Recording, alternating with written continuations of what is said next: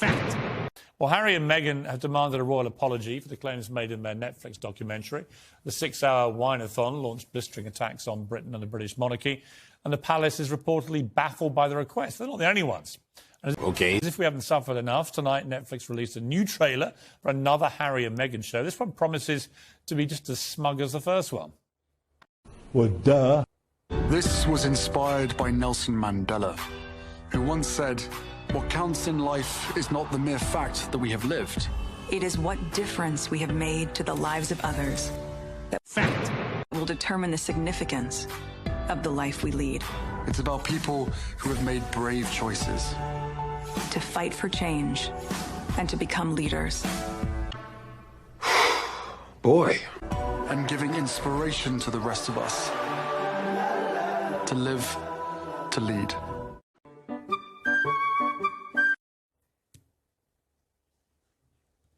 It's unbelievable, isn't it? I mean, every time I think they can't plummet new depths, these two, they're now comparing themselves to Nelson Mandela, who spent nearly 30 years in a 6x6 prison cell. Really? He went on to become the first black president for South Africa, a unifying leader of true greatness, one of the, well, actually the most impressive person I've ever interviewed in my life. Oh, wow. They are comparing their dash for freedom to a mansion in California where they now hawk out their royal titles for hundreds of millions of dollars. What? That's what Mandela did in their eyes? Well, to me, it's unbelievable. But maybe there are some out there that believe this stuff. Joining me now is the author and activist Natalie Collins, the former head of Royal Protection, Di Davis, and Talk TV contributor Esther Cracker. Well, let me start with you, Esther. You've been waiting patiently here.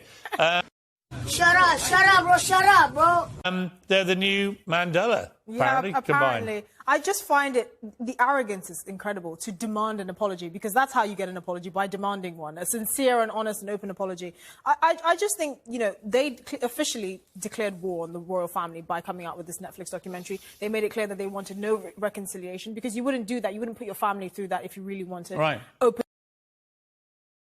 genuine conversation and reconciliation. But also, they just called Prince Charles a lying bully. Yeah. They've called Prince William even worse. Even worse. So they drove him out of the country with his. Or he drove them out of the country with his bullying and lies. What? They've called the whole family a bunch of racists. Why would you even want an apology from people like that are so negative in your view? Well, I think I can understand why they're demanding apology, because they're so self-righteous about everything. They assume they're right about everything. I can't understand what on earth makes them think Charles and William would even consider being in the room with them right now.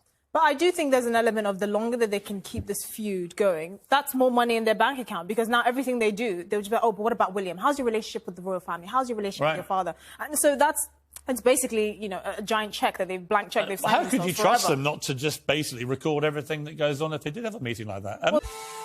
That's a good question. They would. Let me go to Natalie Collins. Natalie, I'm aware there are people out there that completely disagree and think that they are true freedom fighters who were oppressed by the royal family and have taken their oppression now to this vast mansion in Montecito in Santa Barbara. It's a beautiful place. I've been down to that area. Lovely. Rolling ocean waves, beautiful lifestyle. Not my idea of what oppression looks like, but there we are. Each to their own. But let's get to this idea of an apology, that you can basically call a family a bunch of callous racists who refused to let you get help for suicidal thoughts that you said you had, that made racist comments, apparently, that were so demeaning you had to allude to them on an Oprah Winfrey interview. You now call them a bunch of lying bullies, including the new king. Why would you expect anybody to sit down with you and apologise after you've done all the public trashing? That doesn't make sense. I think in the context of a column that was written today by Jeremy Clarkson, which described Meghan Markle as worse than Rose Weston and calling on people to have her stripped naked and throw excrement on her in the street, I think it's really important that we put the context of what Meghan and Harry are talking about in the context of the wider hatred, which, to be fair, you were a real pioneer in that hatred of Meghan Markle years ago. Oh my God, will you let it go? I don't hate Meghan Markle. I don't know. Hang on. I think it's... Hang on. Well, I mean, you have made a career out of it. You said I hate Meghan Markle. Let me be clear. I've never said I hate Meghan Markle. I don't. So that was a f***ing lie. Hate Meghan Markle. I hate what she's done to the royal family and to the monarchy and to the reputation of Britain. Only tonight, the New York Times has carried a major op-ed piece absolutely trashing this country as a racist country with a racist institution at the head of it, a callous institution that should be dismantled. So. This is the worst. Yeah, I see real damage in what Meghan Markle and Harry have both done now to the reputation of this country and to our monarchy. So, yeah, but I don't hate them individually as people. And in relation to the Clarkson column, which he's now issued a mea culpa over, I didn't think he should have put that in the column. Why? For my personal view, but he's now said he wishes he hadn't either. So, I don't see what that has to do with the wider picture of these two trashing their families and now demanding an apology.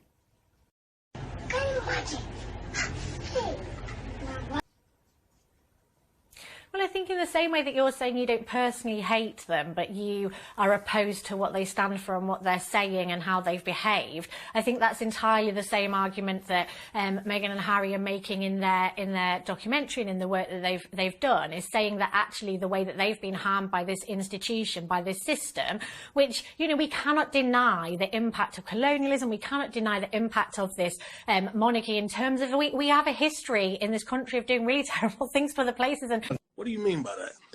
to deny that reality, to deny the impact of and the reality, this monarchy, how is it that in this day and age we have a group of people who are born into wealth and privilege just because of being born into it? Stop it. Get some help. It's absolutely They're also responsible for developing the Commonwealth. That is the norm. They're also responsible for developing the Commonwealth, which has been one of the great success stories in the world.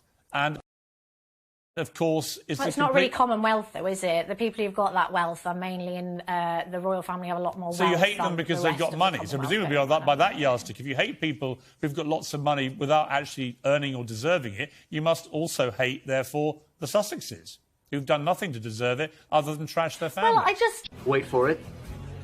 Here it comes.